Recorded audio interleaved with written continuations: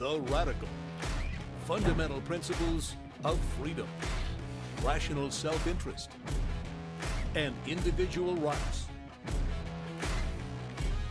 This is the Yaron Brook Show. All right, everybody, welcome to Urban Sprawl Show. Broadcasting live from a floating island of garbage in the middle of the ocean. That's what the Trump crowd thinks. That's what the Trump crowd thinks. Welcome. I hope everybody's doing well and having a good start for your week. Sorry, I didn't do a new show yesterday. I was wiped out by physical therapy. It was too painful to go on. So we did the interview show in the evening. If you haven't seen the interview with Gene Maroney, you should. I think you'd really enjoy it, benefit from it. It would be really good for you. Anyway, a lot of stuff to cover today. We're gonna cover a bunch of news. I am super excited, as some of you mentioned in the chat, that Apple has released this morning the Mac Mini M4. So that is my next big purchase, which you guys are going to help me with over the next few days. But I plan to pre-order one tonight and hopefully get it, maybe get it set up before I leave if it arrives in time. If not, then we'll have it running when I get back from this coming trip that I leave on this coming Tuesday. Let's see. So yes, Mac Mini M4, phenomenal. So I have, raised our goal a little bit for the next 3 days, kind of to end the month with a bang. It's been a great month. You guys have come through with the super chat, so thank you, and the stickers. You guys have been great. I've increased it a little bit to $600 a show. If you can get $600 a show in the next 3 shows, we are doing amazing. So I put that in there. We'll see if we can make it. I'll adjust tomorrow's based on how close we get today. But basically $1,800 over the next 3 days to close out the month of October is what we need. And we're going to be upgrading equipment here. We'll start with the Mac Mini. And then I think early next year, we'll upgrade the camera. And we'll just keep working to make this cool. So it looks like we've got like a sticker frenzy. This is great. Ryan did $7, Dworski 2, Mary Eileen 3, Black Cat 2 4s. So maybe this is just jump in with a sticker. Call it the Mac Mini Fund, improved insurance against future technical problems. Anyway, all right. So I just have, over the last few days, there was the Madison Square Garden a rally, which was massive, huge, and the people couldn't get in, and he packed the whole stadium. And super excitement and everything. And then I keep seeing more things that Donald Trump is saying, and I figured, okay, let's do a quick segment on the latest and greatest from Donald Trump world, from the MAGA world. And of course, you probably all know that at the beginning of this rally, they had a comedian go up there. I won't mention his name, but comedian go up there, and he thought it was really, really funny to say this. This is in Madison Square Garden in front of everybody, right? I don't know if you guys know this, but there's literally a floating island of garbage in the middle of the ocean right now. I think it's called Puerto Rico. Now, that's just stupid, insulting, derogatory. I don't know how that goes across. You can insult Puerto Ricans all you want because they don't vote in November for president. But there are a lot of Puerto Ricans who live in New Jersey. It's blue anyway. New York, it's blue anyway. But Florida, a lot of Puerto Ricans live in Florida. I wonder how they went across over there. I don't know. Now, he did in his defense say, oh, I'm a comedian. I make fun of everything. But do you find this funny? Is there anything funny about it? Lighten up, he says. What lighten up? This is just stupid insults. That's not comedy. So fire him as a comedian, and it's a stupid insult. That if this was made against other, if this was made against, I don't know, redneck whites, would not go quite as well. But yeah, anyway, pathetic. Tucker Carlson, we'll get back to Tucker Carlson in a minute, but Tucker Carlson, this is what he had to say about Kamala, because this is the new Republican Party who is rejecting woke identitarian politics in the name of, I think there's a new term now, woke right identitarian politics. As the first Samoan, Malaysian, low IQ, former California prosecutor, it was just a groundswell of popular support. That's how he described Kamala Harris, which is disgusting and stupid, but par for the course for MAGA and for Trump, these kind of Trump supporters.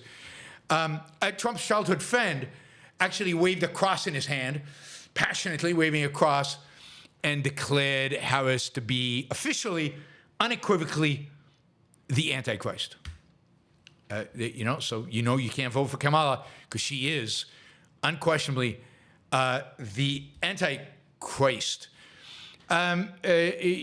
Miller came out there and declared, after they're going to kick out all the illegal immigrants and maybe some legal, what the hell, particularly if they're Hispanic, might as well get rid of them. He declared America is for Americans only. I don't know what that means. Americans, as of early 19th century, late 19th century, 20th century, 21st century, Americans are a pretty diverse group by the 21st century. What does America for Americans only actually mean? I don't think you want to dig too deep there. You'll discover a lot of xenophobic racism in that statement and in the rest of his ideology and his position. In terms of Trump, one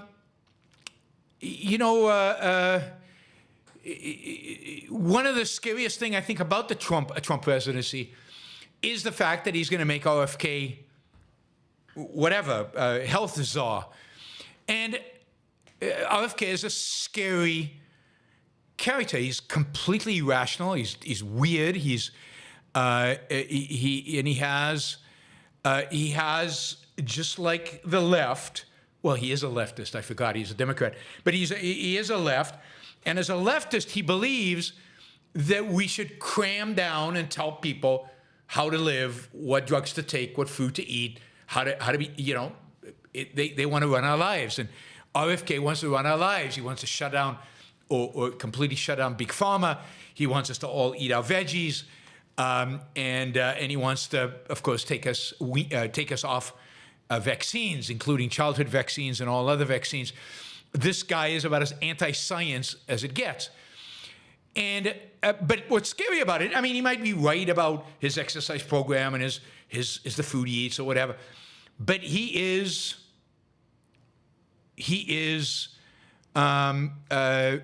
basically an authoritarian, a little authoritarian thug. This is what Trump said. I'm going to let him go wild on health. I'm going to let him go wild on foods. I'm going to let him go wild on medicines. And the audience and the crowd just went, half of them obese probably, but just went wild on the idea that we will now have a nanny state run by FDR dictating to us what we can and cannot eat, how much exercise we should get every day, what drugs we can and cannot take. I guess none. And, of course, forget about vaccines. Not good for you. You're getting autistic children, so we're going to do away with vaccine. I mean, it's almost like that would be enough reason not to vote for Trump is just FDR. I mean, this guy is scary. Scary. Trump went on, and I don't know if it was this rally or one of the other rallies, maybe the day before or 2 days before. It's hard to tell with Trump, right? Let me just see. He announced, so just a few things. He announced at the rally, he announced a new policy to provide tax credits for caregivers who take care of parents of another family member. In other words, we got tax credits, no taxes and tips, tax credits for, I guess you get to deduct your interest on your car loan. You get tax credits for caregivers, I mean, shouldn't we want a simpler tax code, not a more difficult, complex, ridiculously insane tax code? Anyway, but Trump is just giving stuff away.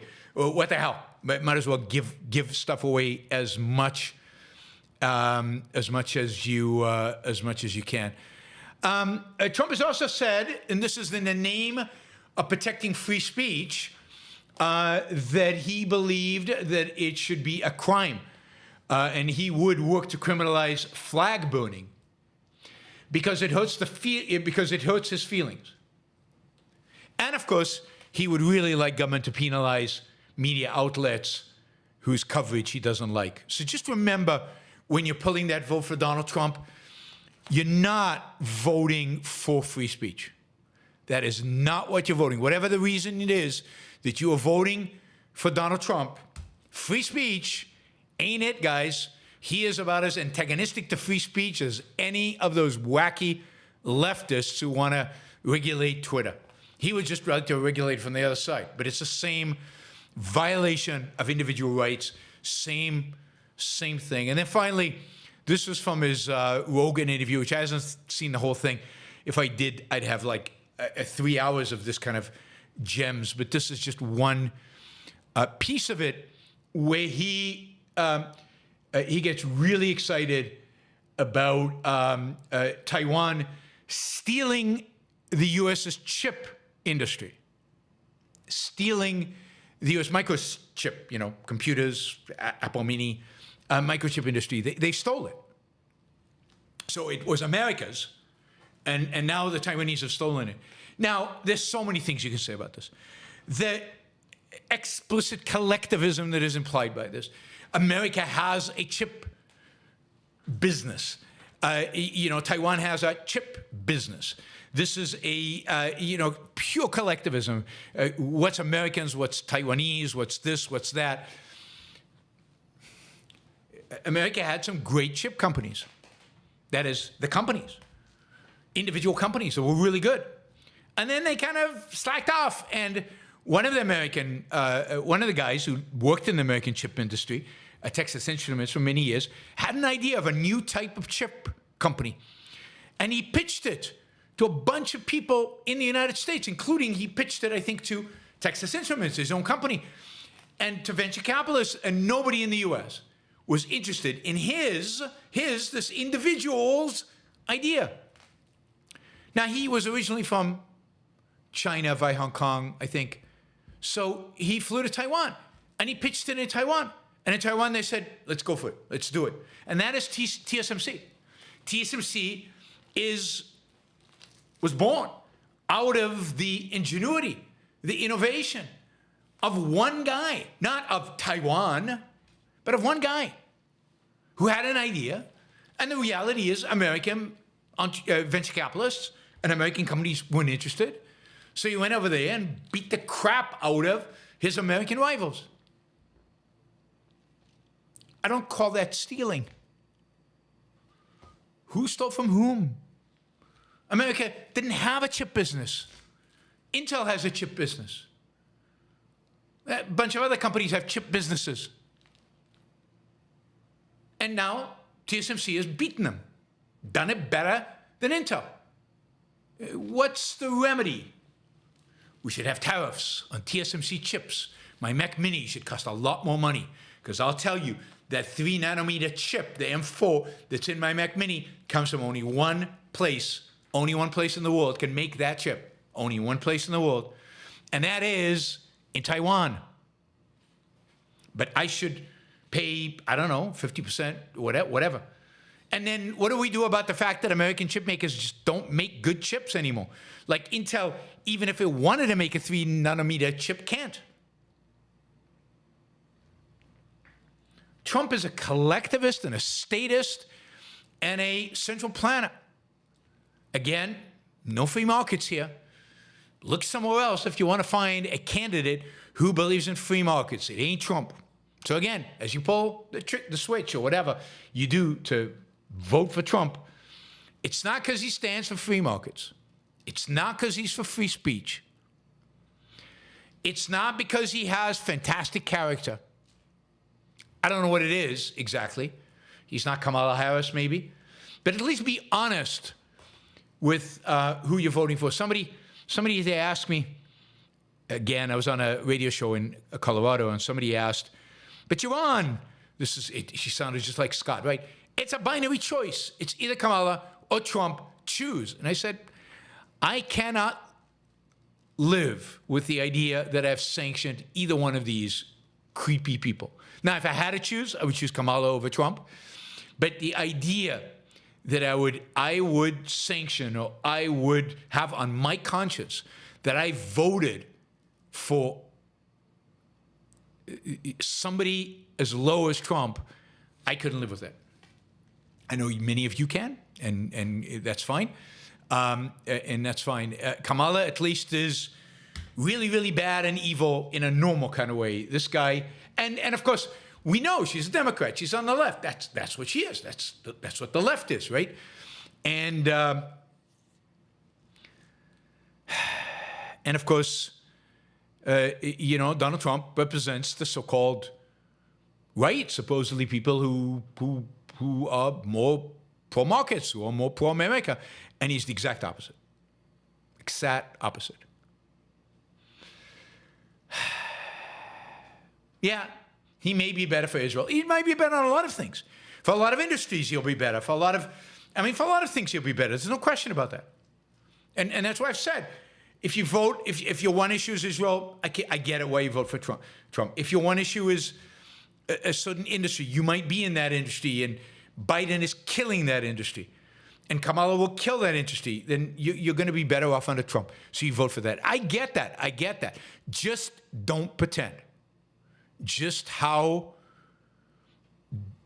horrifically evil this guy is and what he represents while you vote for him. All right, reminder, we've got a hot stop today at 4. Yes, at 4. I've got a call. So at 4, but we are trying to raise $600 by 4 to make this to make a significant goal for the month. Yeah, please ask questions. That's a great way for you to influence the show. Ask questions in the super chat. Do some stickers. We got a bunch of those stickers early on. Come on, lots of new people. We got a bunch of people watching live. So chip in. What happened to Twitter? Why are there not more people watching live on Twitter? That's weird.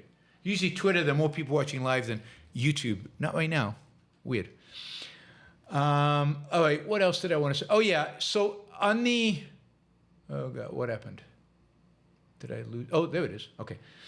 On the, these people are completely and utterly nuts perspective. Here's a video I found. Somebody posted it on Twitter, and I watched it, and oh my God. So I thought I'd share it with you. It's a short video. It's less than a minute. I don't think I really have to stop it. I think I could just let it roll, and you guys can just listen to this. This is Tucker Carlson, who, by the way, was one of the speakers at the Madison Square Garden rally. He is very close to the Trump people. He is very close to Trump's kids, Trump Jr. and Donald Trump Jr. and Eric. He is a real voice for what you could call the new Republican Party. He is definitely a voice for MAGA and therefore a voice for Trump, right? This is your new Republican Party. And this is a short video, not about Israel, not about Ukraine. This is just kind of domestic policy. This is Tucker Carlson just revealing. He's being interviewed by the finance guy, the guy who doesn't like debt. I forget his name. And I mean, the freeze frame is pretty funny, but it's kind of perfect. But I don't know. I don't know. Anything that gives these people more power, anything that puts these people closer to the levers of power, is freaky. It's dangerous, and it's crazy. Here's Tucker Carlson. And so I've often thought if I were to retire, maybe I would start a political movement, a new party in the country where the whole purpose is to bring the banks to their knees and shut them down, or just you encourage everyone who's deep in debt to stop payment. How about 100 million people stop paying their car loans, their mortgages, and their credit cards? In the same way that Donald Trump once said, if you take a big enough loan from the bank, it's their problem. It's their problem. You're kind of in charge of the bank at that point. I would think it'd be kind of cool to do a crush the bank's political party where you just all of a sudden everyone stops payment at once. And then, then you sit down with Jamie Dimon and renegotiate. Yeah. What about that? I kind of like that. I kind of like that, right? Yeah, it's Dave Ramsey. I don't know. Maybe you guys can believe that, but it's just his nihilism, pure nihilism, is just reaching new lows. He wants to, his fantasy is to establish a new political party that basically, the name is Crush the Banks, where he encourages all Americans to just stop paying their debts. Indeed, if all Americans stop paying their debts, what are the banks going to do? It's not like the banks can do anything. It's not like, they're going to sue everybody in America. We all have debts, credit card debts, mortgages, car loans, stuff. We just stop paying, all of us. And my guess is this new political party would support it, so the government would actually be on our side. What are the governments? What the banks going to do? They're basically that's it. They're finished. But what else is finished when that happens? What else is finished when that happens? The entire U.S. economy, tanks. Not in the way that 2008 it tanks. It goes away. It just goes away. You wanna speed track the United States to become Venezuela? This is it.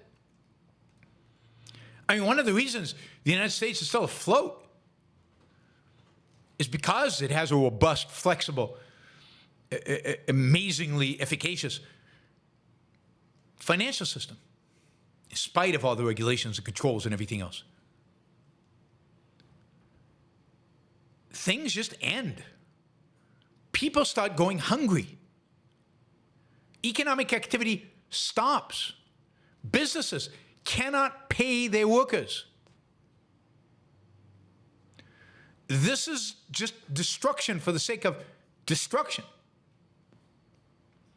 This is like a leftist Marxist fantasy of getting those evil capitalists, the bankers, Jewish bankers maybe, but bankers. Tucker was sane not that long ago, maybe 10 years ago. And then he became kind of wacky, kind of just uninteresting Republican type. And then he became a little crazy and really pushing the envelope. Now he's a complete nut. But here's the thing about this particular complete nut. He is an influential nut. He is very, very close to the levers of power nut, particularly if Trump gets elected. He is a nut with millions of followers. How can a country where Tucker Carlson might be the most popular media personality, how can a country survive that? This is Occupy Wall Street, left. I told you, I've said this, I've probably said this over 10 years now. I remember because I gave a talk, I think it was my last talk at the Fort Hoff Forum. It was 50 years from Ayn Rand's Apollo and Dionysus talk. And in that talk was the first time I think I articulated this, at least in a talk. I say in that talk, we are heading towards authoritarianism, an authoritarianism that will unite the left and the right.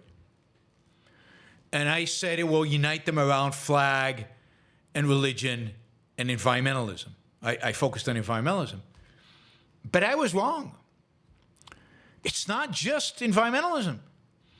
It's a unity of religion and flag from the right and environmentalism and hatred of finance and really by extension of business on the right.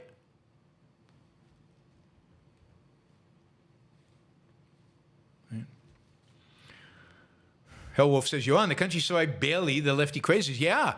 So what we've chosen to do is right-wing crazies, and now we have no sane alternatives. I don't know how you survive that. Like, the alternative to Tucker is AOC. What's the difference between AOC and Tucker Carlson? Much more in common between AOC and Tucker Carlson than differences. On the fundamental, key, deep issues that define this country, AOC and Tucker Carlson are in agreement. They agree on Israel.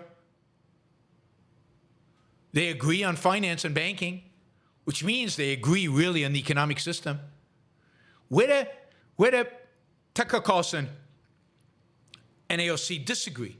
Well, Tucker's kind of a white Christian nationalist, and AOC is not. All right, so we'll have to get over the racist stuff. But other than that, and the religious stuff. But other than that, I mean, AOC could be convinced to be religious, and I think Tucker Carlson could be convinced to have a broader tent racially. And that's it. You know, why can't Tucker Carlson and AOC be in the same political party? I think they can tomorrow. They share much more in common. There is no longer an opposition. There is only different variations of authoritarian statism. I hate to be the bearer of bad news. I did a positive show on Sunday, so, you know, I can be as negative as I want today. I see I'm losing people watching live because I'm attacking Trump too much, right?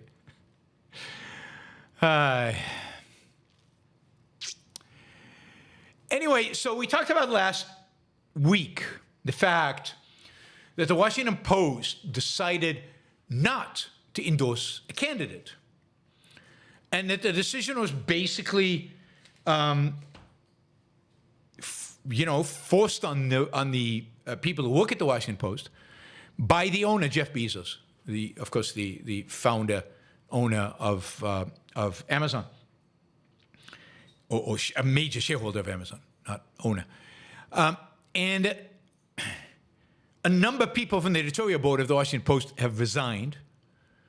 A number of people have claimed that they have canceled their Washington Post subscriptions to punish Jeff Bezos. And the idea is Jeff Bezos is siding with Trump in one way or another, and that he is overriding the editorial board's decision to endorse Kamala Harris by not endorsing anybody.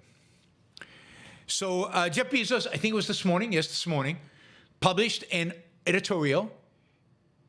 Maybe it was yesterday, actually. It was yesterday. Yesterday night. Okay, yesterday night. So it was published in print this morning. Published a editorial in the Washington Post explaining what he did. And I think it's worth considering what he actually says. So I'm going to read you maybe the whole thing, maybe parts of it. We'll see how it goes. But I think it's important to understand where he's coming from. And then, we should think about, is this the right way to do it? He writes, this is Bezos, in the annual public surveys about trust and reputation, journalists and the media have regularly fallen near the very bottom, often just above Congress. But in this year's Gallup poll, we have managed to fall below Congress. Our profession is now the least trusted of all. Something we are doing is clearly not working. Let me give an analogy. Voting machines must meet two requirements. They must count the vote accurately, and people must believe they count the vote accurately. The second requirement is distinct from and just as important as the first, right? So you need people to believe you. It's not enough to do a good job. Likewise, this newspaper. We must be accurate, and we must be believed to be accurate. It's a bitter pill to swallow, but we are failing in the second requirement. Most people believe the media is biased. Anyone who doesn't see this is paying scant attention to reality, and those who fight reality lose. Good for him. Reality is an undefeated champion. It would be easy to blame others for our long run and continuing fall in credibility. But a victim mentality will not help. Complaining is not a strategy. We must work harder to control what we can control, to increase our credibility. Okay, so he's identifying the media. Nobody trusts the media. And he's identifying two things that we have to be accurate and we have to be believed to be accurate. And nobody believes we're accurate. He's not challenging, are we accurate? Maybe there is a bias. He's just dealing with the perception. Now, I hope that as he goes through with maybe a restructuring of the Washington Post, he realizes that part of the problem is that the public is right, and that there is a problem with accuracy, and that the product is not as good as it should be, and that one of the things I have to resurrect is accuracy, and that hopefully it's not too late. Once you've established that what you're doing is good, that what you're doing is accurate, what you're doing is valid, then you can start convincing other people that it is. But first you have to do the first. And I'm not sure, I don't know that that's what he's suggesting here. He continues, presidential endorsements do nothing to tip the scales of an election. No undecided voters in Pennsylvania are going to say, I'm going with newspaper A's endorsement. None. What presidential endorsements actually do is create a perception of bias, a perception of non-independence. I think he's right. Ending them is a principled decision, and it's the right one. Eugene Mayer, publisher of the Washington Post from 33 to 46, thought the same, and he was right. By itself, declining to endorse presidential candidates is not enough to move us very far up the trust scale. But it's a meaningful step in the right direction. I wish we had made the change earlier than we did, in a moment further from the election and the emotions around it. That was inadequate planning and not some intentional strategy. I would also like to be clear that no quid pro quo of any kind is at work here.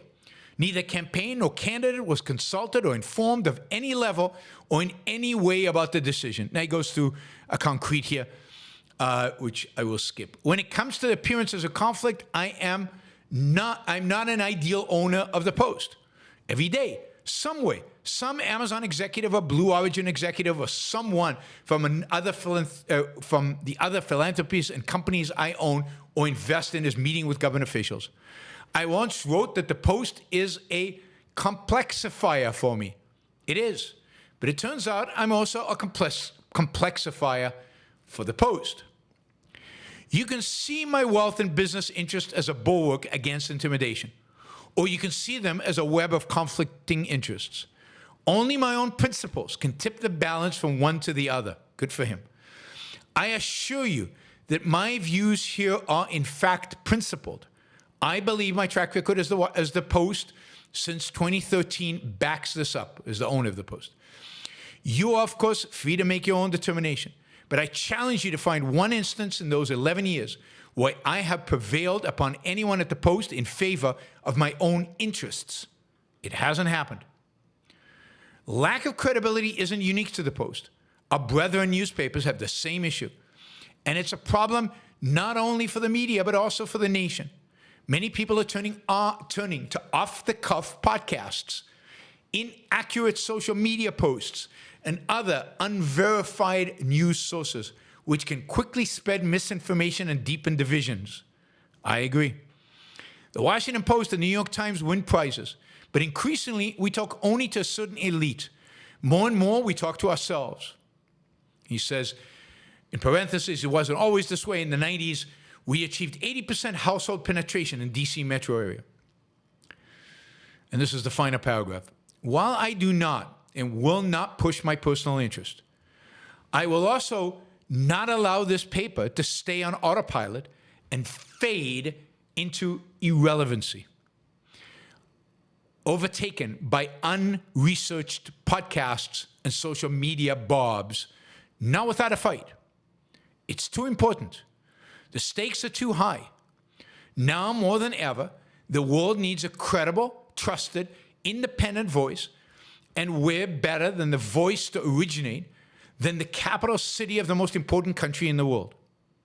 To win this fight, we have to exercise new muscles. Some changes will be a return to the past, and some will be new inventions. Criticisms will be part of the parcel of anything new, of course. This is the way of the world. None of this will be easy, but it will be worth it. I am so grateful to be part of this endeavor. Many of the finest journalists you'll find anywhere are at work at the Washington Post, and they work painstakingly every day to get the truth they deserve to be believed. So that is Jeff Bezos, and good for him for taking what appears to be a principled stance here.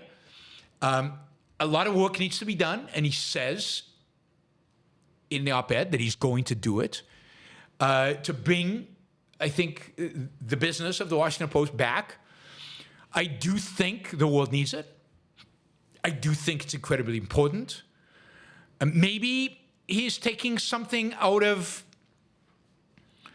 Elon Musk's playbook, in the sense that these gazillionaires need to get involved.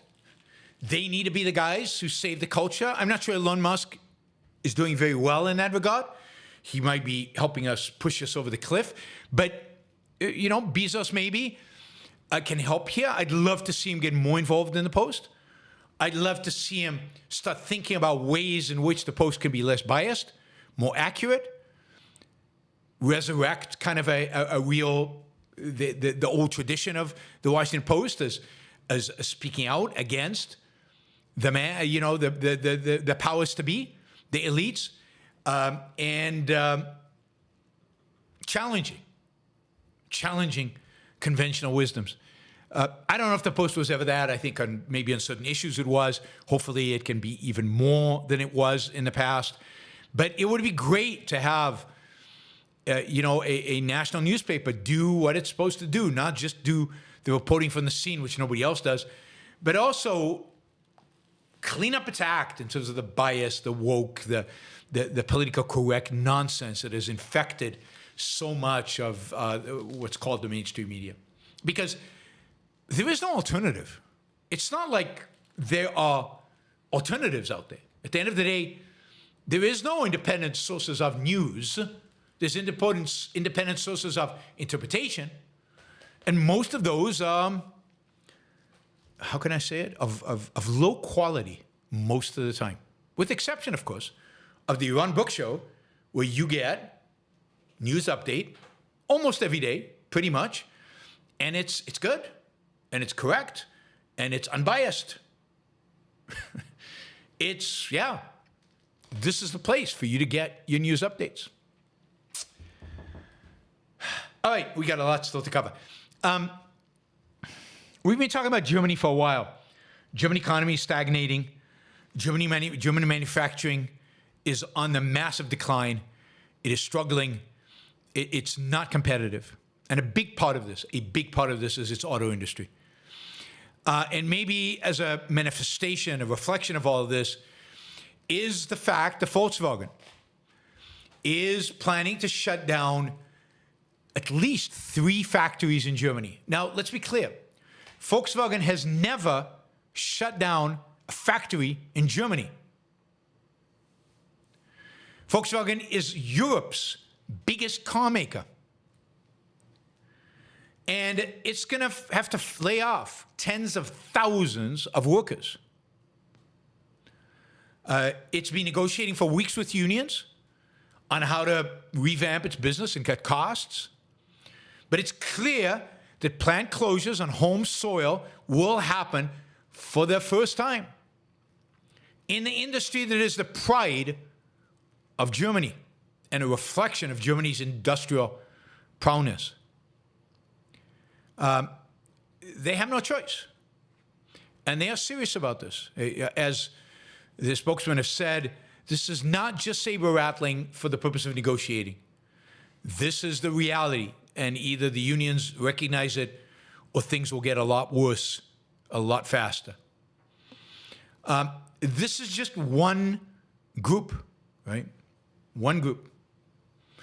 One industrial group in Germany. But this is a plague. This is an economic problem across all of Germany. And it basically comes from the fact of its government. On the one hand, embracing and pushing for a shift away from fossil fuels in automobiles and everywhere else. And on the other hand, shutting down nuclear power. And the German auto companies basically having and German industry generally, cost of energy go through the roof. And at the same time, catching German companies flat-footed when it comes to electric cars. They can't build them. Not well enough, not fast enough, and certainly, without any question, not cheap enough. Now, my guess is that even if the world economy had stayed on fossil fuel, internal combustion engines, this would be happening to VW for a simple reason. China can do almost as good of a job as building a car as the Germans. They can do it faster, with less regulations, and cheaper. They have built up the industrial base to be able to produce cars as well as the Germans can.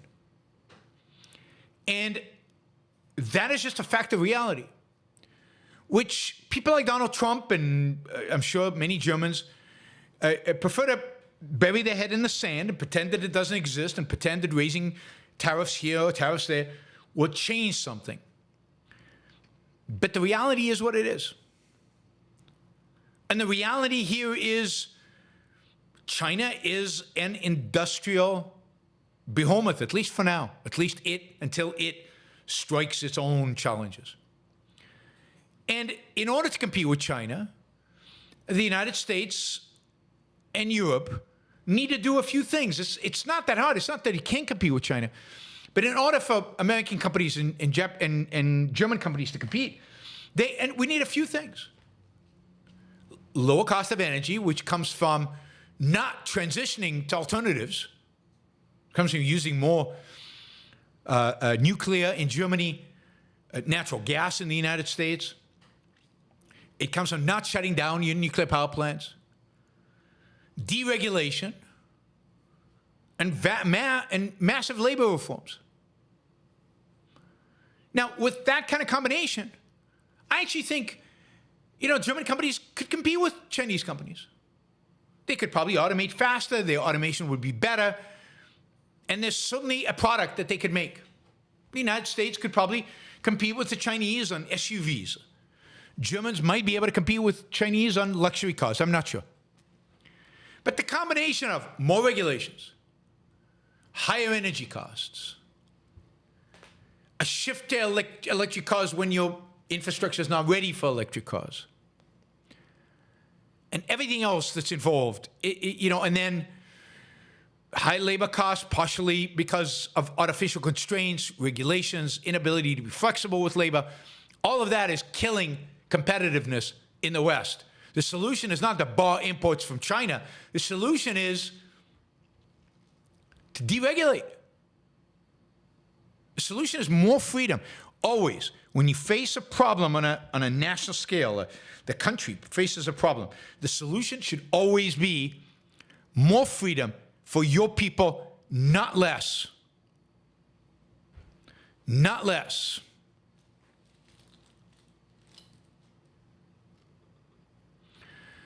Now, one of the problems that Volkswagen faces is not just that the Chinese are ready to flood Europe with very, very cheap Chinese-made electric cars are, by the way, pretty high quality. And that no matter how major the tariffs are, well, I guess within some reason, they're still going to be cheaper than anything the Europeans can produce. But the reality is that Volkswagen is losing its Chinese market, where it has sold luxury cars. So, for example, Volkswagen has sold a luxury Porsche SUV in China. And China, of course, is the largest auto market in the world. Well, there is now a company called Xiaomi, a manufacturer of smartphones, and they have just released a luxury SUV into the Chinese market, which is the direct competitor of Porsche.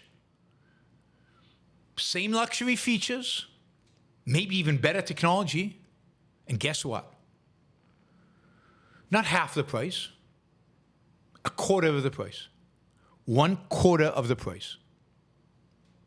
Huawei, you know, that Chinese mobile phone giant, telecommunication giant that spies for the Chinese government all around the world, has entered the Chinese car maker competition with its own brand, Aito. And their car is now one of the top 10 car makers. So Huawei is one of the top car makers in China. Now, you might say, why are all these cell phone companies entering the car market? You remember the first cell phone maker who thought about entering the car market? What was the first cell phone maker that thought about entering the car market? They didn't in the end, but they thought about it. Apple. Apple gave them all this idea. Apple thought about cars as an iPad with wheels. An iPad with wheels. Now, it's not exactly accurate, but think about it. Once you turn it electrical, a lot of the things that have to do with a car are basically computer-like. They become computer-like. You've got an electric engine. It's basically mainly a battery. You got some mechanical stuff to pass the power on to the wheels. And then everything else, entertainment, AC, all of that is electronics.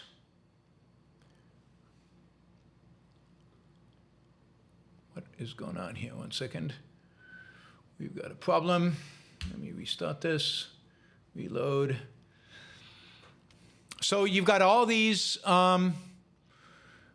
Chinese companies, and that's what's troubling. And the question is, what is your solution? Is your solution to say, all right, I can't compete. Please, government, save me. And that, it looks like what the West is going to do. Tariffs, import restrictions. Remember, this is what, by the way, auto companies and other people wanted the United States government to do with Japan in the 1980s. This is not new. Couldn't compete then. Can't compete now. Nothing's really changed. It's just, it used to be Japan, now it's China. You know, scary stuff. But, and it's interesting to see, because Germany has a rigid economy, has regulations, has this massive role for labor in running businesses, can the German economy pivot? Can it accept the fact, can its companies accept the fact that they're not going to make all these manufactured goods anymore? Can they pivot to something else that Germany has a comparative advantage in? And of course, I don't know what that is. The central planners don't know what that is. And that's the magic, or the so-called magic. Will they let the market figure it out? Will they let the market figure it out? I doubt it. But this is the West. This is where we're heading. All right, let's see. Let's I don't, God, so much to cover, so little time. I do have a hard stop at 4 today, so I apologize. If I have any Super Chat questions left over, I will cover them tomorrow. Tomorrow, I don't think I've got a constraint in time.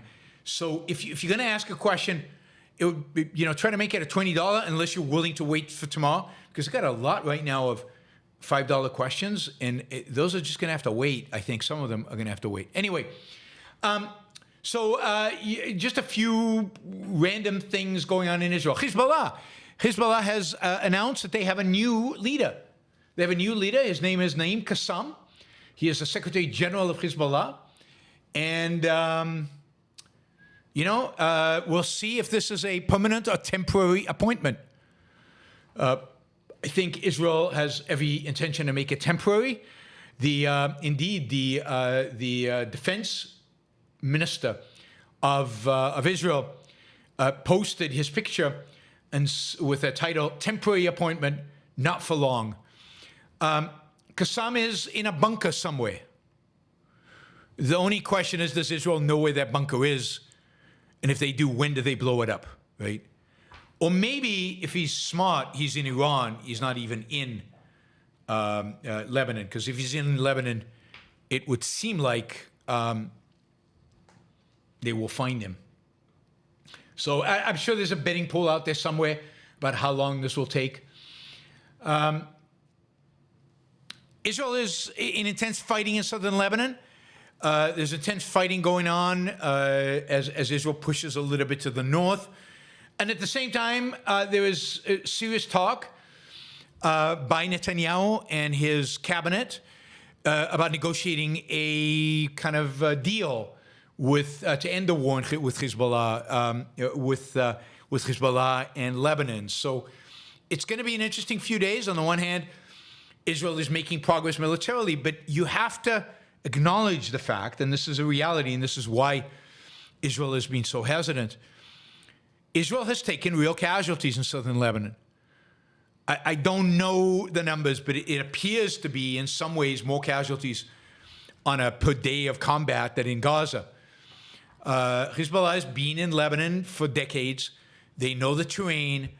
The fighters have been unbelievably well equipped, but also the fighters have experienced combat in Syria, fighting on the side of the Assad regime in the civil war there.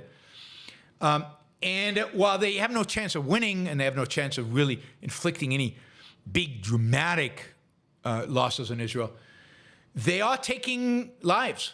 And the battles that Israel is engaged in on the ground, since Israel's not quite willing to completely flatten South Lebanon, they should just flatten the place. That'll make it a lot easier to do ground operations there. Israel has the Air Force, has the bombs, has the capabilities. They're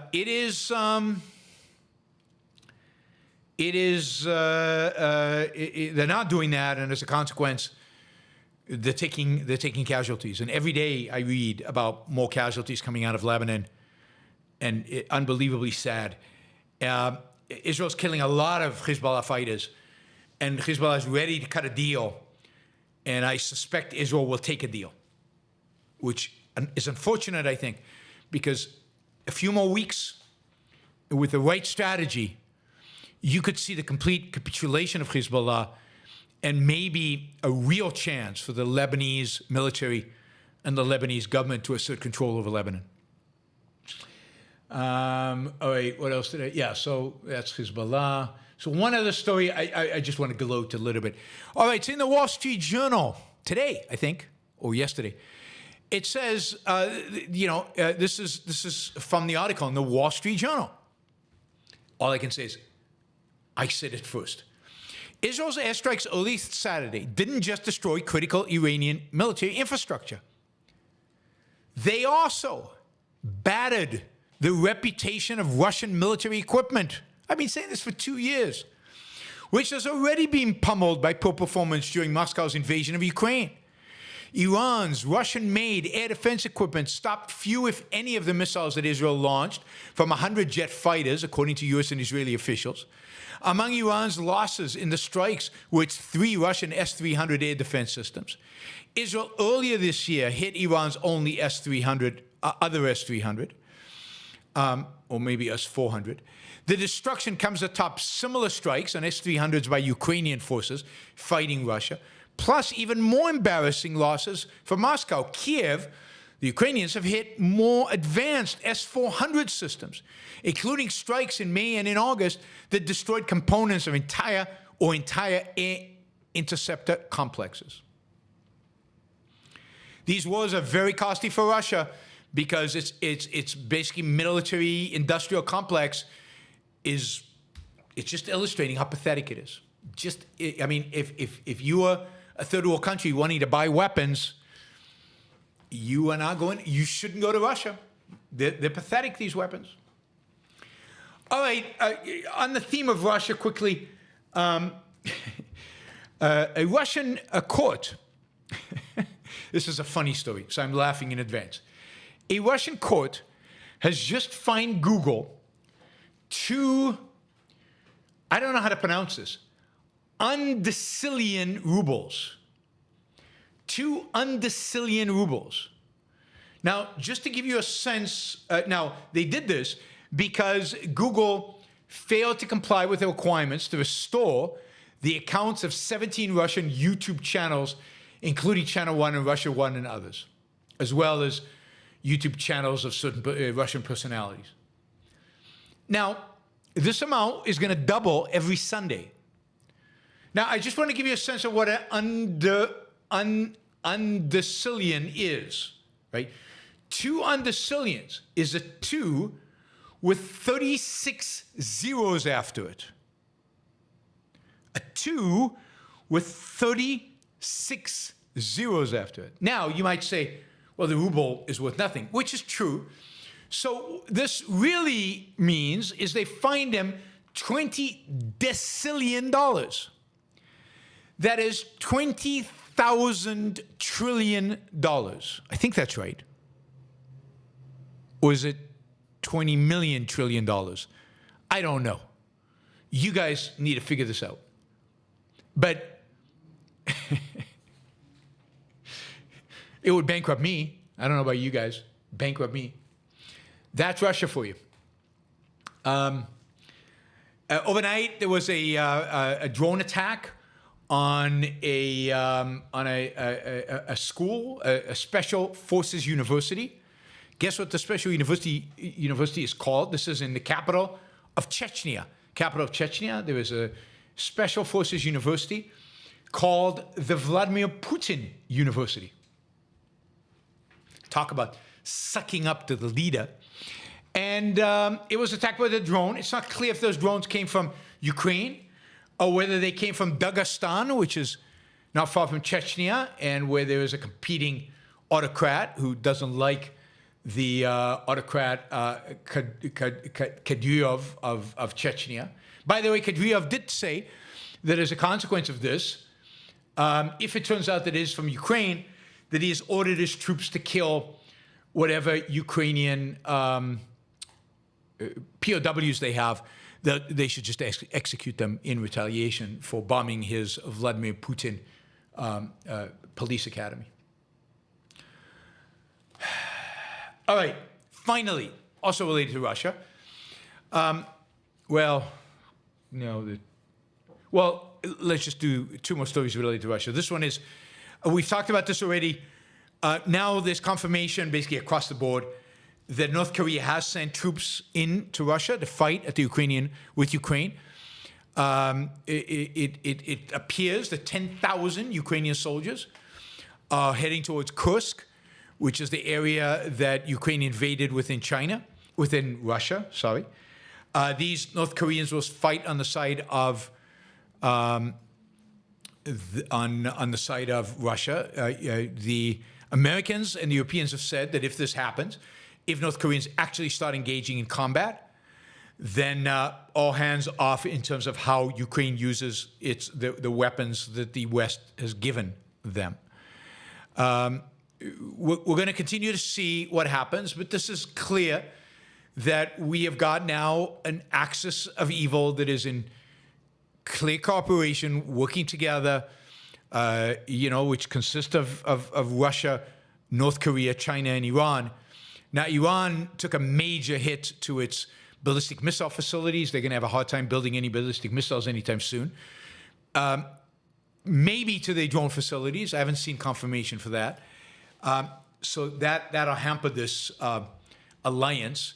But this is scary. This is scary stuff.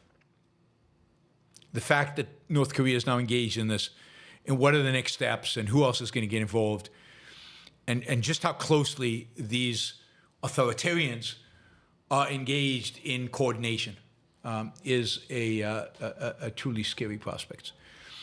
All right, finally,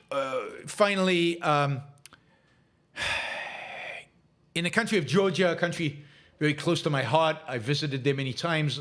I love the people there, and it's a beautiful country with a great spirit of independence and freedom and liberty. Anyway, the Georgian elections were held 2 days ago, and the pro-Russia party, according to the official count, won over 50% of the vote. Now, pretty much everybody thinks that this is a stolen election.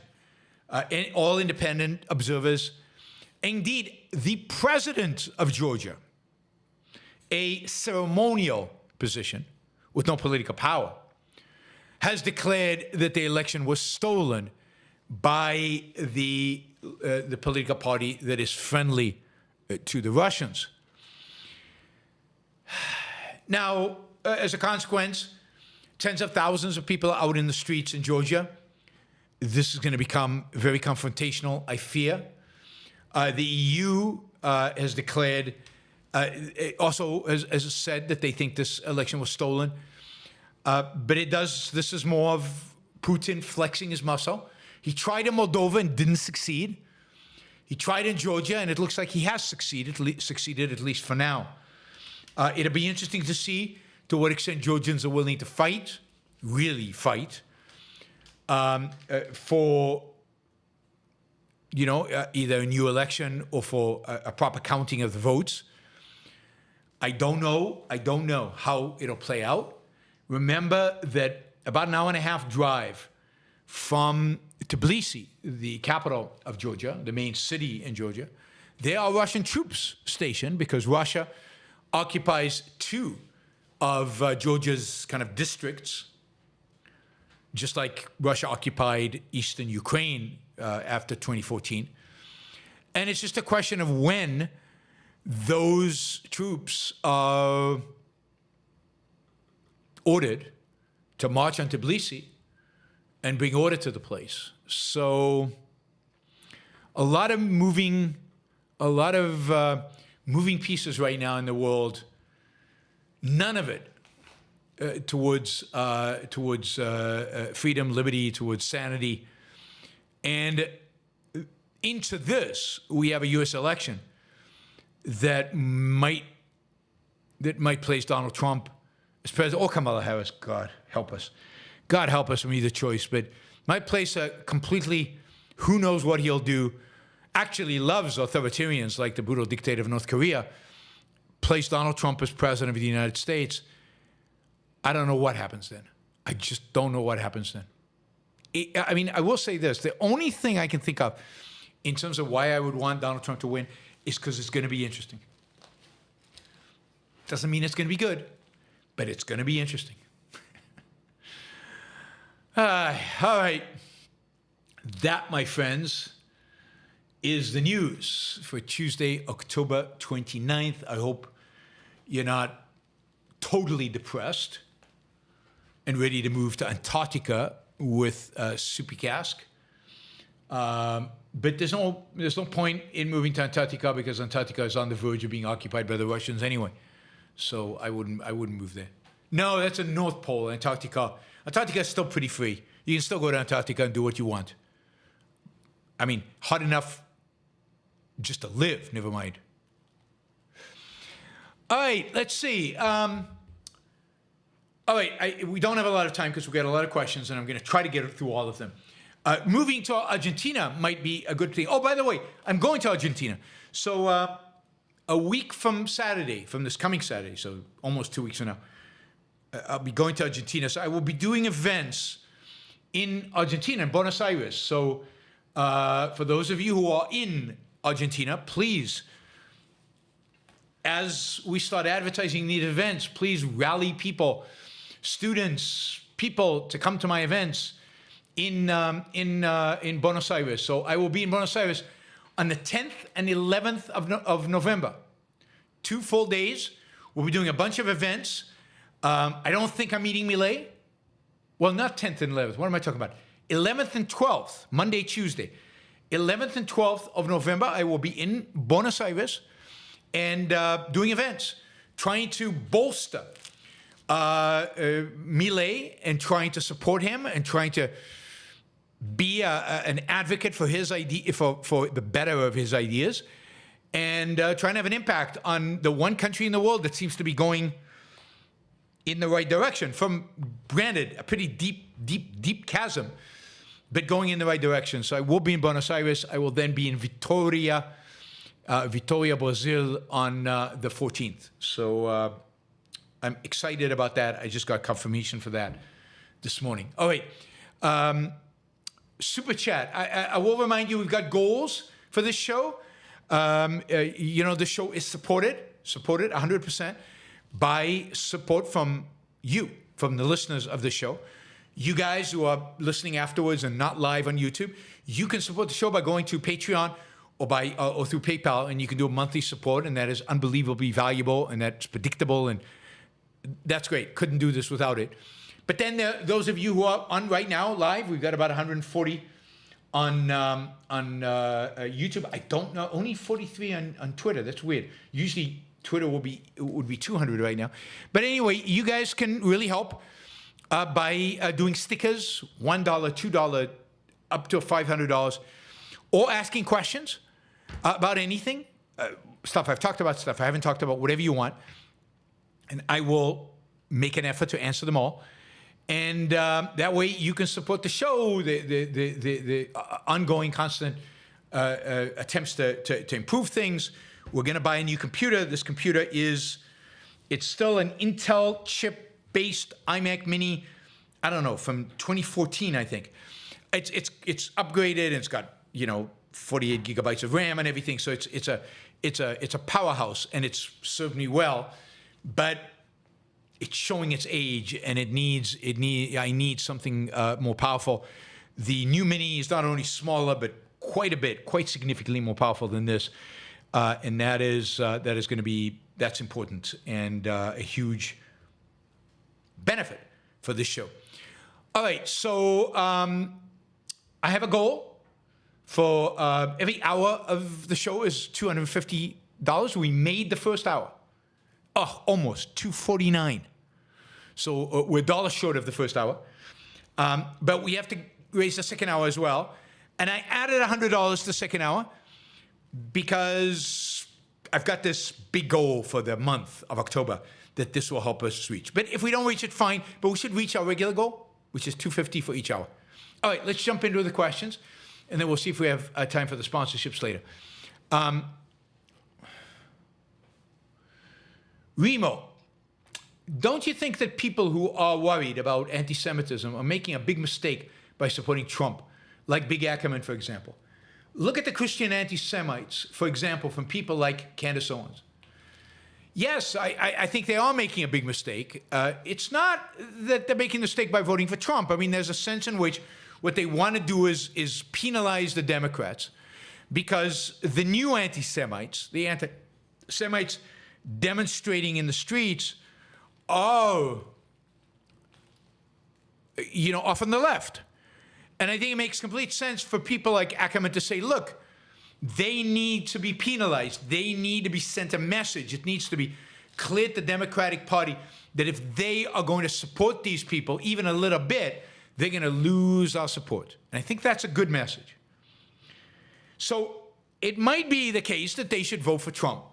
But to vote for Trump, and I keep saying this to you guys, I keep saying this on the show, I keep saying this globally, to vote for Trump and not criticize, for example, the Christian anti-Semitism, the Christian nationalism, the Tucker Carlson and the Candace Owens of the world, and not recognize that that is part and parcel of the right. That is just like the woke left and the anti-Israel, really pro-Hamas, anti-Semitic left is part of the Democratic Party. So is this anti-Semitic element within the Republican Party. And it is definitely, unquestionably part of MAGA, part of Trump's movement. Even if Trump, you would say, oh, he's not. But it's part of the movement.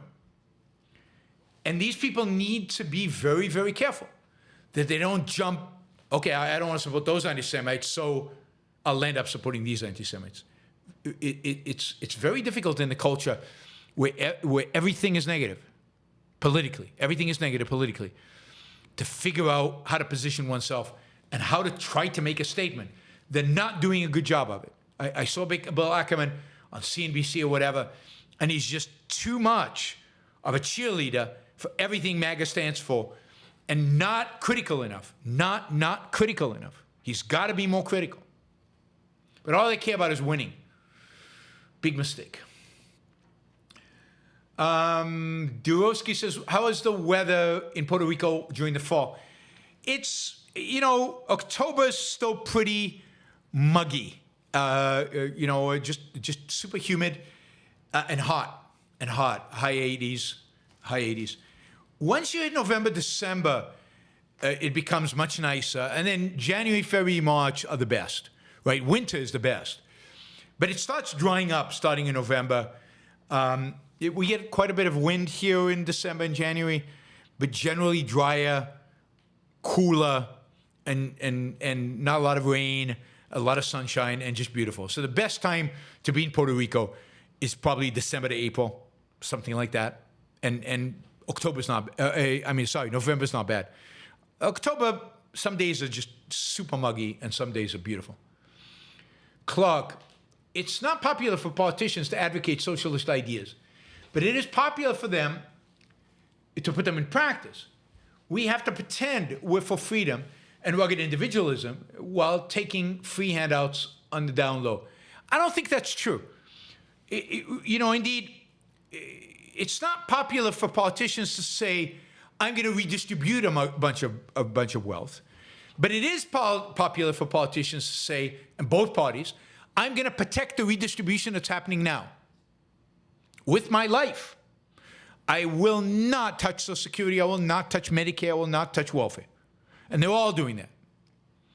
And then when it comes to controlling the economy, it's very popular for politicians to advocate for socialist ideas. Whether it's subsidies and controls over manufacturing or tariffs or all of these things at the end are forms of socialism, forms of statism. So no, sadly, there is no rugged individualism in this country. Where's the rugged individualism? Which one of these candidates is appealing on what to rugged individualism and freedom? They're all appealing to statism in one way or another, to statist programs. That's what Americans are today responding to. Rand, I say let the right bloviate. Besides the antics of Trump and surrogates, Harris seems relatively sane. Whoops, what happened there? All right, 1 second. My camera just blanked out. 1 second.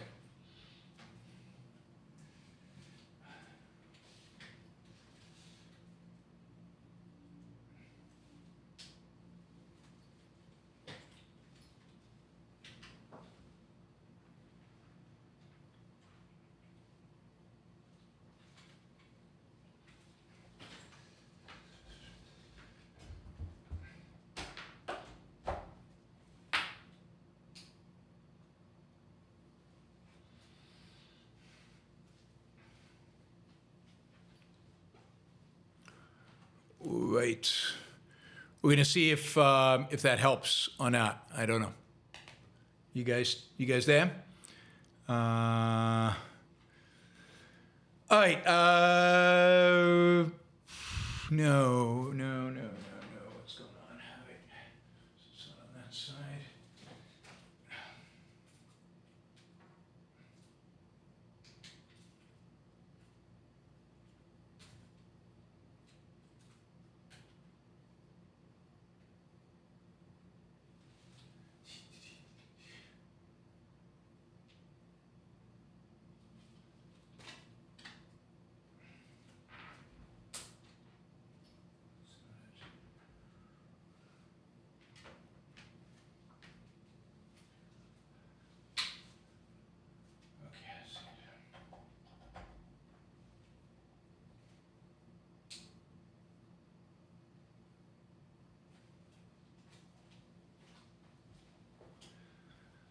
All right, I think I fixed it. All right, I have not died, I promise. I am back. I am not died, and my voice is still here, and soon we will have a picture.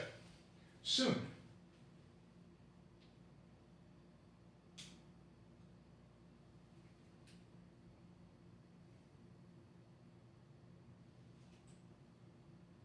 Or not, as the case may be. Right, why is this doing this? Why?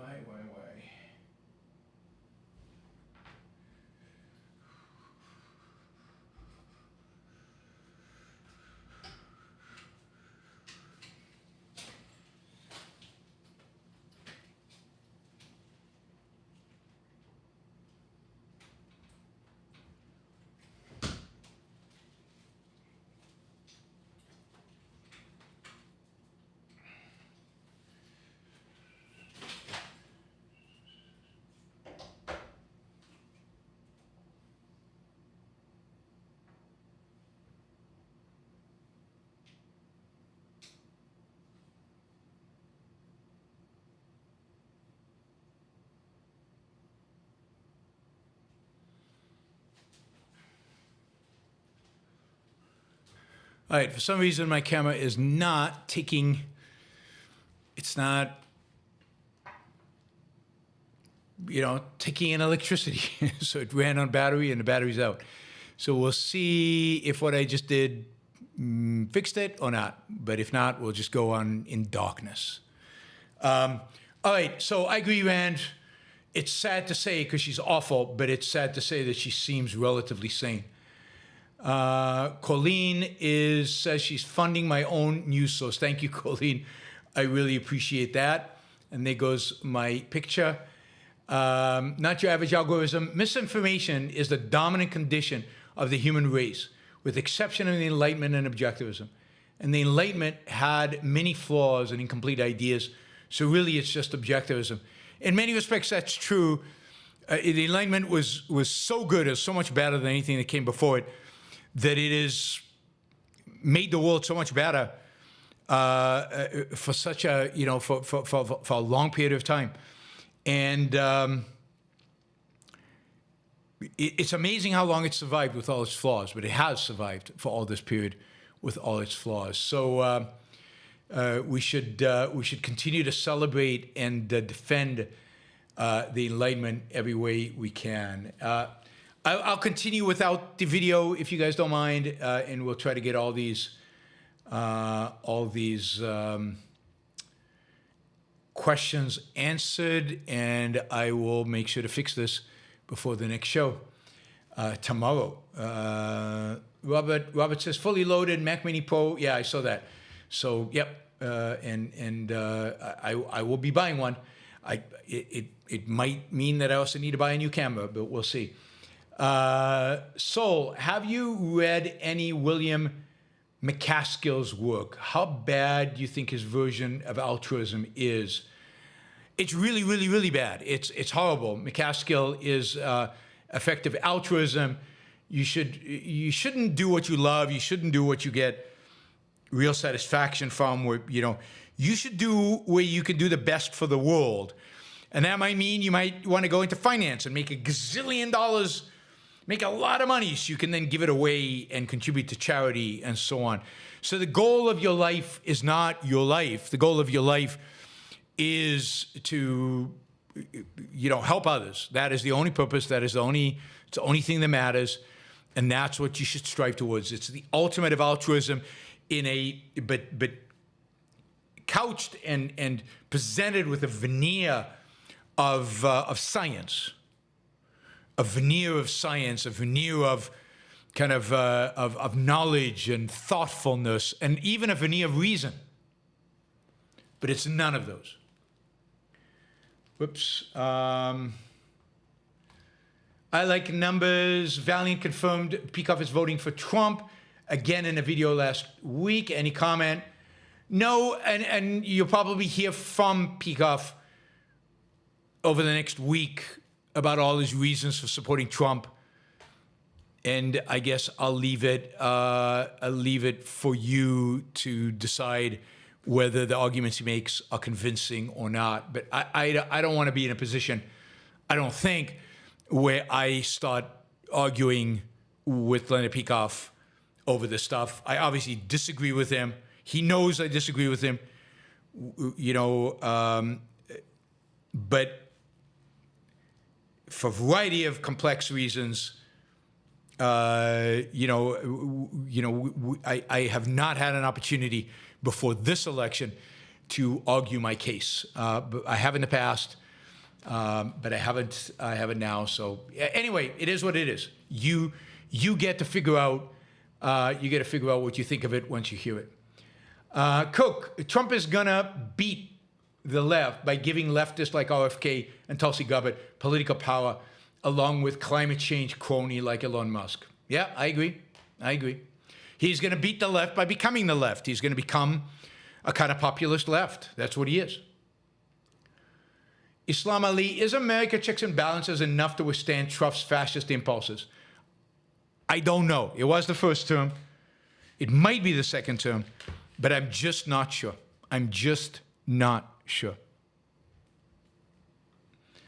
Hellwolf, I like what Trump is doing at the pool, but I think I should support Iran's Trump bashing to balance my excitement over some changes is coming.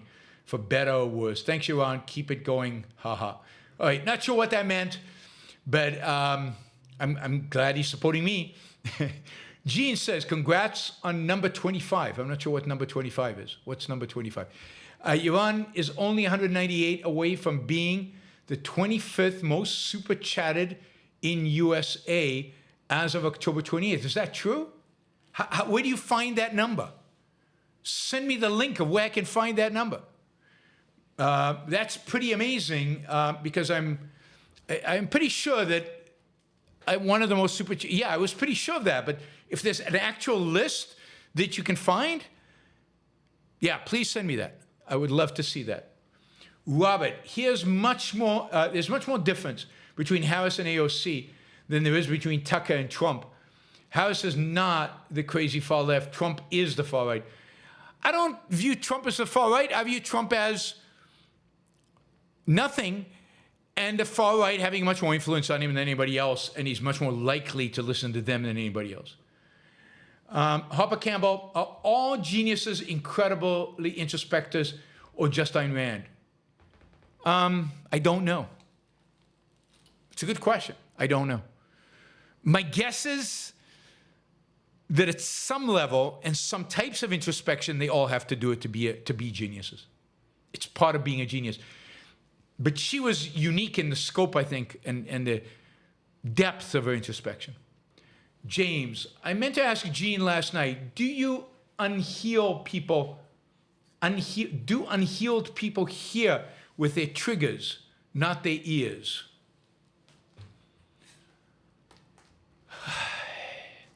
I think a lot of people find it hard to be objective about what they hear, and it's definitely influenced by their prior beliefs. And if that's what you mean, then I think that's true. Michael says, if Kamala wins and the next 4 years we get a major recession, the war in the Middle East ramps up, maybe the Republicans can give us a decent free market candidate for 2028. Ever the optimist, Michael. I hope you're right. I'm skeptical, but I hope you're right, because I think they'll just think they need a better Trump. Clark says, Tucker Carlson is a cheeky wanker. I think that's too nice to Tucker. I think Tucker Carlson is much worse than a cheeky wanker, is an evil SOB who's completely lost the plot and is a very, very, very, very dangerous human being right now. Liam says, is Trump a nihilist or just a clever and opportunistic narcissist? I think he's mainly a clever and opportunistic narcissist. I don't think he's really a nihilist. I don't think that's his motivation. Not your average algorithm. Isn't the phrase survival of the fittest the opposite of altruism? But we hear it used all the time in the culture. Yeah, but nobody takes it seriously. Nobody actually wants to survive the fittest. Not in capitalism, not in business. If you count the fittest, the most profitable, the best service, the best this. You hear it all the time, but usually as a negative, or if it's done as a positive, usually as something nobody lives up to. Michael, what does it mean to be smart and not be able to think? It means to have the capacity, the intellectual capacity, and not use it. Michael, is being abrasive and obnoxious the weak man's imitation of strength? Yes, I think that is absolutely right. James, will Iran escalate this after the election? I don't know. I think partially depends who wins, but I don't know what that calculus exactly is. They claim they want to respond. I've even heard claims that Israel is going to do a second attack, the second attack being a response to the attack on Netanyahu's home. I don't know what they will do. I don't know what each one. But after the election, there could be more action, because Israel actually might feel freer because less beholden to Biden, no matter who wins, right? And it won't affect the election. Biden keeps saying if you do this or this, it'll affect the election. That'll go away. Is Puerto Rico really a floating island of garbage? Really, Frank? You're asking that question? No, and no place should be described that way with human beings on it. It's pretty disgusting. And it's part of the United States, so the whole thing is pretty disgusting. Subikaski, hot take, I like urban sprawl in American suburbs. Yeah, I know a lot of people do, and it's fine. And what would be nice if we had both? If we had the opportunities to have like vibrant downtowns and urban sprawls and have both. WCZN, Yaron is apparently the 25th most super chatted American YouTuber of all time. Keep it up, friends. How do you find this stuff? All right, I'm going to look it up. All right, somebody send me a link. Did somebody send a link already? All right, I don't know where that information comes from. I'm still curious. All right, Subikaski, objectivist view on children's rights. Oh, God, that's a complicated question that we need a lot more time for. But basically, children have, basically the rights, the execution of their rights have been held by their parents. Their parents are in effect, and what's the word I'm looking for? But there's a sense in which they, as a child grows, it gets to embody those rights more and more, right? Embody those rights more and more. So over time, by the time you're in escrow, and they're custodians, that's a good word, custodians. Parents are the custodians of the child's rights. He has all the rights, but they're the custodians. He doesn't have the rational faculty yet to be able to manifest those rights, to apply them fully in his life. So they're in custody by the parent. And as the child grows and can use his mind more, he gains more and more of that independence from the parent, and more of those, the ability to use those rights more and more over time.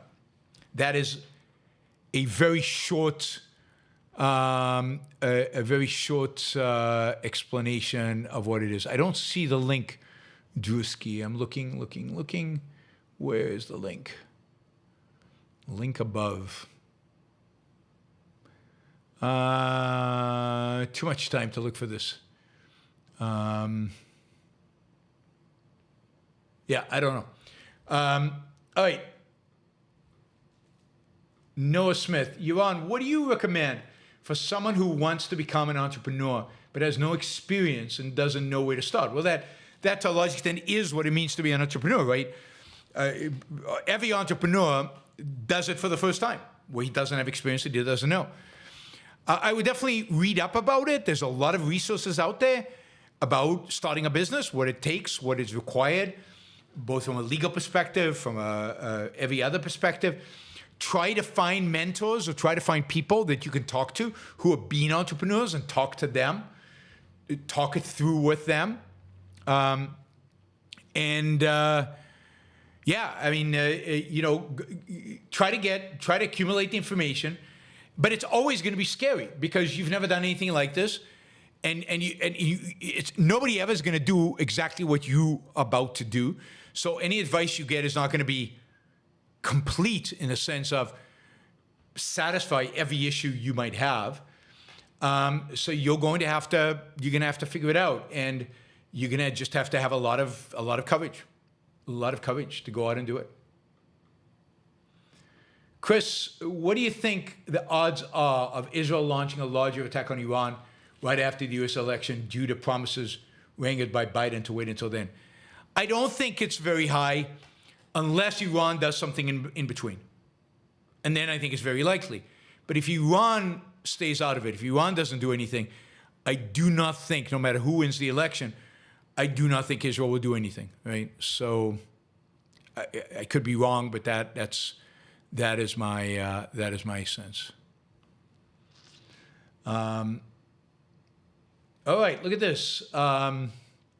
Here's the list. There's something called Playboard, where you can get the list of the top super chatters. Is this of all time? Most super chatted.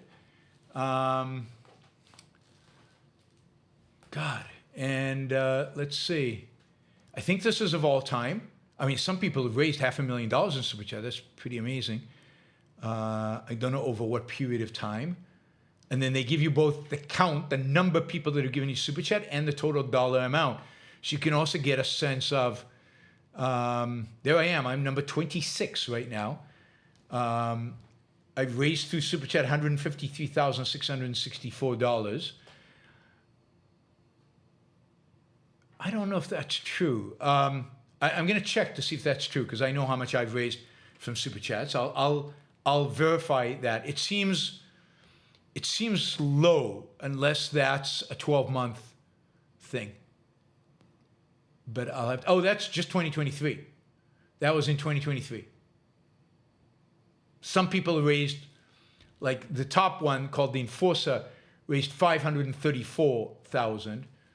Tom Grossi, I don't know who Tom Grossi is, has raised $484,000. See, that's where I need to be. Tim Cast has raised $398,000. And he had 37,000 super chat events, right? Super chat things. I had 8,600. So basically, I need to double the number of super chats. But yeah, that is an incredible number, guys. I'll verify based on my accounting, but that is, and I wonder whether that's before, after YouTube takes their take, which is substantial. But that is pretty cool. That is very cool, and that's thanks to you. So thank you to all the super chatters. I really, really appreciate it. You've made the show. You've taken it the next level financially, and we'll keep doing it. We'll keep growing. 2024 is going to be a better year than 2023. There's no question. So that is the best for 2023. I don't know, right? For 2023, oh my God, 2022, this one guy in China raised $1 million. wow, I don't know, the Chinese or Korean or what these. So yeah, I mean, once you make it global, then my rating drops significantly. If you limit it to the United States, then I'm pretty high up on the list. But if you make it global, there are people out there that are raising much more money than I am. But yeah, in 2022, I was number 24 in the United States. And in 2023, I was 26 in the United States. And so it'll be interesting to see how we do this year. I'm dropping. You can see I'm dropping. That's not good. That's not good. I raised more money, but so did other people. In 2021, where was I in 2021? Yeah, 2021, I wasn't even in the top 30. So we've definitely improved since 2021. So 2022, I was number 24. 2023, I was number 26. And Gene says all time, I'm number 25. So I don't know how you do all time here, because it gives me a date. Oh, there's all time. All time. As of Monday the 28th, all time, I am number, there it is, 25, guys, 25. And not that far from the 24. And could climb. And, you know, it's we're not going to make the 22 because she's quite a bit in front. But I could easily be number 23. It wouldn't be that much. And you know what's amazing is I do it with a lot fewer people giving. That is, what's amazing about mine is I get the highest super chat per super chat of anybody, I think. Or maybe not of this guy, Ducky, whatever. Interesting. So, because I get, you know, there's only been 33,000 super chats and we're number 25. The guy in front of me in 24 has about the same dollar amount as I do, but he has 104,000 super chats. So his is a lot of ones and twos. I get those 500s and the big numbers. So that's cool. Again, thank you. I appreciate it. Yeah, my camera's out. I apologize. I'll work on fixing it. And I will see you all tomorrow, hopefully with a fixed power source for my camera. Bye, everybody. See you tomorrow.